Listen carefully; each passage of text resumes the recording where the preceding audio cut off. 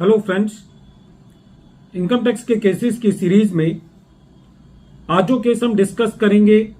वो principal commissioner of income tax की powers को लेकर के करेंगे, जो कि एक पीसीआईटी को सेक्शन 264 के अंदर होती हैं। सेक्शन 264 बहुत ज़्यादा यूज में नहीं आता और जब कभी भी एसएससी सेक्शन 264 के ऑप्शन को अवेल करता है तो जो भी एप्लीकेशन एसएससी के द्वारा लगाई जाती है उसको एक बहुत ही वेग और कैजुअल रीजंस देकर के रिजेक्ट कर दिया जाता है, जिसकी वजह से प्रैक्टिकली सेक्शन 264 एक तरीके का रिडंडेंट सेक्शन है और एसएससी इसका बहुत कम यूज करते हैं, क्योंकि सेक्शन 264 के अंदर एसएससी को बहुत कम रिलीफ डिपार्टमेंट से मिल पाता है। प्रेजेंट केस भी इसी चीज पर आधारित है। केस बहुत इंपॉर्टेंट है। इस केस के द्वारा जो एसएससी को प्रैक्टिकल डिफिकल्टीज आती है अपने रिफंड क्लेम करने में टीडीएस की वजह से, उस चीज को डिस्कस किया गया है। Present case honourable Delhi high court ने अपने case Munchener versus commissioner of income tax international taxation and another के केस में डिसाइड किया और ये केस 473 आईटीआर पेज नंबर 53 पर रिपोर्ट हुआ और इस केस का जजमेंट 3 सितंबर 2024 को आया। प्रेजेंट केस के फैक्ट्स बहुत इंटरेस्टिंग हैं, बहुत यूजफुल हैं, डे टू डे लाइफ में काम आने वाले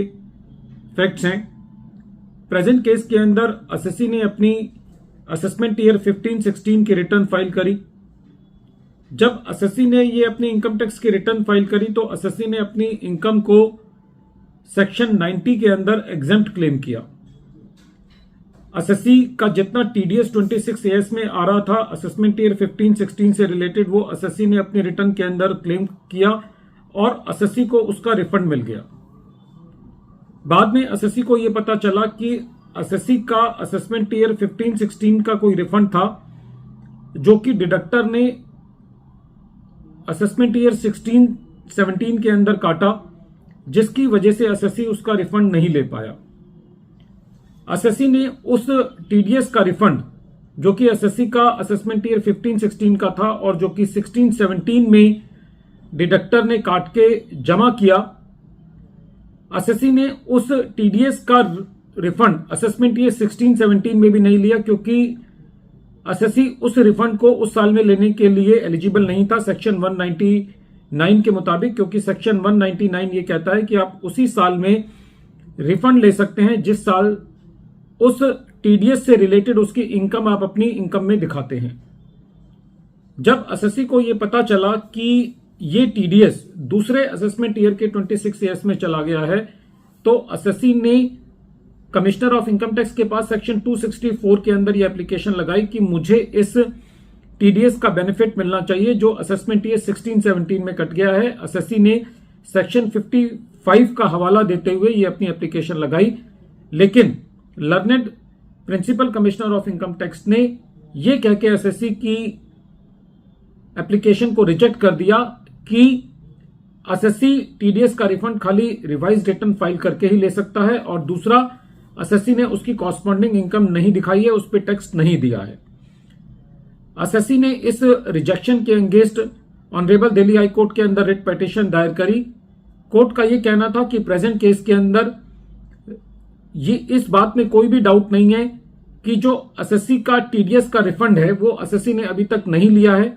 इस चीज में कोई डाउट नहीं है कि ये टीडीएस असेसमेंट ईयर 15-16 से रिलेटेड है जो कि असेसमेंट ईयर 16-17 में जमा हो गया है और एसएससी ने उसका बेनिफिट 16-17 में भी नहीं लिया है। तो ऐसे केस में सारे फैक्ट्स एंड सर्कमस्टांसेस को देखते हुए सेक्शन 264 रेड विद सेक्शन 155 के साथ एसएससी को इस टीडीएस का रिफंड असेसमेंट ईयर 15-16 में मिलना चाहिए, जो कि एसएससी ने ना तो उस टीडीएस का रिफंड 16-17 में लिया। इसका कारण कोर्ट ने यह दिया कि जब एसएससी ने अपनी इनकम टैक्स की रिटर्न दायर की थी, उस इनकम टैक्स की रिटर्न दायर करते वक्त एसएससी को का ये टीडीएस ना तो एसएससी के 15-16 के असेसमेंट ईयर में आ रहा था और ना 16-17 में, तो एसएससी के लिए एक ऐसी सिचुएशन थी कि उसको नहीं पता था कि ये टीडीएस उसका उस टाइम कटा है। तो हाईकोर्ट ने जो 264 का जो रिजेक्शन ऑर्डर था उसको क्वैश किया और ये दिशा निर्देश दिए कि एसएससी को उस टीडीएस का रिफंड मिलना चाहिए जो कि असेसमेंट ईयर 16-17 में एसएससी के 26 ईयर्स में आ रहा है और वो असेसमेंट ईयर 15-16 से रिलेटेड है और इसके लिए एसएससी को रिवाइज रिटर्न फाइल करने की जरूरत नहीं है। वीडियो के अंत में एक बार फिर मैं केस का नाम रिपीट कर रहा हूं। केस का नाम है Mustashner versus commissioner of income tax international taxation और ये केस